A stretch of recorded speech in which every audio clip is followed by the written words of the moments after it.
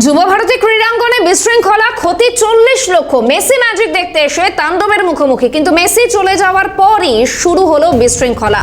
এক ঝলক দেখতে পেলেন না ক্রীড়া প্রেমীরা বেনজির তাণ্ডবে স্টেডিয়াম ক্ষতির পরিমাণ কত। সেদিন নির্বিচারে ভাঙা হলো মাঠে থাকা সমস্ত কিছু। মাঠের সাউন্ড থেকে ইভেন্ট কোম্পানির ক্ষতি 40 লক্ষ।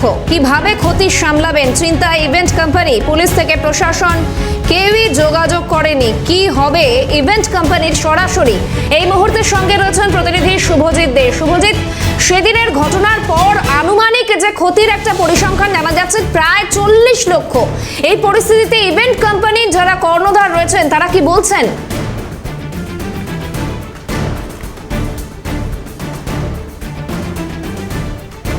দেখো শাহানা, তোমাকে জানিয়ে রাখি যে যুবভারতীতে মেসি ম্যাজিক দেখতে কয়েক হাজার ক্রীড়াপ্রেমী তারা কিন্তু জড়ো হয়েছিলেন, কিন্তু এক নজরও মেসিকে দেখতে পাননি এমনটা অভিযোগ ভুরি ভুরি মানুষের। আর তার ক্ষোভ এবং সেই ক্ষোভের বহিঃপ্রকাশ, তার সেই বহিঃপ্রকাশের ছবি আমরা দেখেছি। কিন্তু যে ইভেন্ট কোম্পানি এই মেসির প্রোগ্রাম চলাকালীন সমস্ত সাউন্ড সিস্টেম যারা দিয়েছিলেন, এরকম একটি ইভেন্ট কোম্পানির কর্ণধার তিনি আমার সঙ্গে বসে রয়েছেন এবং তিনি জানাচ্ছেন যে তিনি এক ঝলক মাত্র দেখতে পেয়েছিলেন যে তার যে সমস্ত সাউন্ড সিস্টেম ওখানে লাগানো হয়েছিল তার পরিস্থিতি কি, এবং তারা জানাচ্ছেন যে প্রায় 40 লক্ষ টাকার বেশি ক্ষতি হয়েছে। ইতিমধ্যে একটু কথা বলার চেষ্টা করি। দাদা, মেসির প্রোগ্রাম চলাকালীন আমরা দেখলাম যে একেবারে যুবভারতীতে একেবারে তাণ্ডব চলল, কিন্তু এই তাণ্ডবের মাঝে দেখা গেল যে হাতে লোহার রড নিয়ে বক্স ভাঙচুর করা হচ্ছে, সাউন্ড সিস্টেম ভাঙচুর করা হচ্ছে। এই টোটাল দায়িত্ব তো আপনার ছিল। কি পরিস্থিতি আপনি দেখলেন? আমরা ভেন্ডার হিসাবে ওইখানে কাজ করেছি, কিন্তু মেন ইভেন্ট যে শতদ্রু, ওনার সাথে আমাদের কিছু ছিল না। আমাদের আখান্ড ওয়াটার ডিস্ট্রিবিউশন এনারা আমাকে কাজটা দেয়। এবার ওনারা হয়তো কারোর থেকে নিয়েছিল, আমার ঠিক জানা নেই এটা। কিন্তু ওইখানে মোটামুটি যা আমরা সাউন্ড সিস্টেম লাগিয়েছিলাম এই প্রোগ্রামের জন্যে, এটা 2 দিন ধরে আমাদের লাগাতে হয়েছে, করতে হয়েছে। করার পর কিন্তু এই যে পরিস্থিতিটা তৈরি হলো, মেসিকে যখন দেখতে পেলো না, আমরা তো এখানে বসে খবরে কি হচ্ছে সেটা তো জানি না। যেটুকু আমরা ছিলাম আমাদের দায়িত্বে, আমরাও ভালো করে দেখতে পারিনি। কিন্তু হ্যাঁ, এটাও ঠিক, যারা এত টাকা দিয়ে টিকিট কেটেছে যদি না দেখতে পায় তাদের একটা ক্ষোভ থাকবে। কিন্তু একটা ইন্টারন্যাশনাল ফিগার যখন আমাদের মানে এই কলকাতায় বা যে কোনো জায়গায় আসছে, সেখানে এখানে পুলিশের কোনো তৎপরতা সেখানে চোখে পড়েনি, মানে দেখা যায়নি।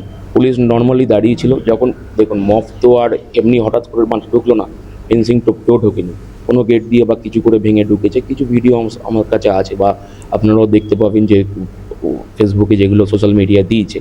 কিন্তু ওইখানে দেখা যাচ্ছে যখন ঢুকছে তখন কোনো পুলিশ কিছু করেনি, চুপচাপ দাঁড়িয়েছিল। ইভেন আমাদের সামনে যে সমস্ত পুলিশ ছিল তাদেরকে যখন জিজ্ঞেস করা হয়, তারা বললো আমরা তো লাঠিচার্জ করতে পারি না, এই কারণে আমরা কিছু করতে পারবো না, আমাদের অর্ডার নেই। কিন্তু লাঠিচার্জ আপনি একটা নর্মাল ড্রেস পরে যাবেন, একটা ইউনিফর্ম পরে যাবেন, কিছু লোক তো ভয় পাবে, হয়তো আপনি তাকে মারবেন না, কিন্তু এগিয়ে গেলেও তারাও তো পেছনে যাবে। এত লোক যে ঢুকলো, কিন্তু পুলিশের কোনো কিছু ছিল না এখানে। যখন পুলিশ, আপনাদের ক্ষতি কতটা হয়েছে? আমরা এখনো পর্যন্ত আমরা কিছু মালপত্র পাইনি, মানে বের করতে পারিনি, গ্রাউন্ডের মধ্যেই রাখা আছে।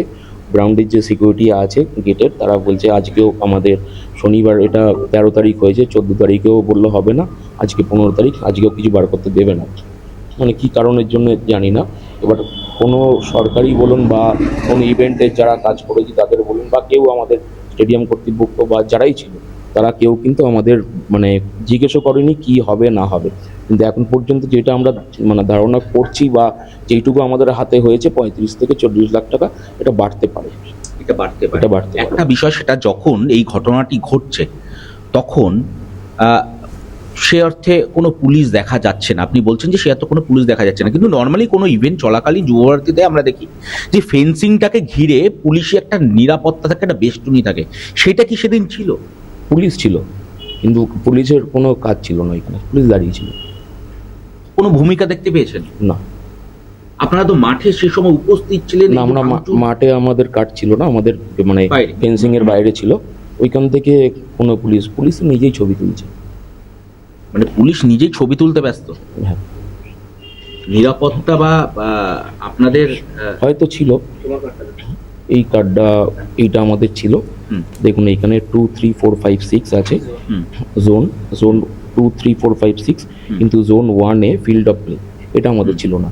এবার সব থেকে বড় কথা, একটা এত কাজ মানে এত বড় একটা ইভেন্ট হচ্ছে, কিন্তু আমাদের কিছু ছেলে হয়তো ভেতরে থাকলে সেটা ওদেরকে হয়তো বারণ করলেও হয়তো শুনতো, আমার ঠিক জানা নেই, শুভজিৎ, হয়তো বোঝাই শুনতো যাচ্ছে বা যে কিছু পরিস্থিতিতে একটা আটকানো রয়েছেন যেত। তিনি প্রভূত সমস্যার সম্মুখীন হয়েছেন। অবশ্যই পরবর্তীতে আরো আপডেট নেব। আপাতত ধন্যবাদ শুভজিৎ।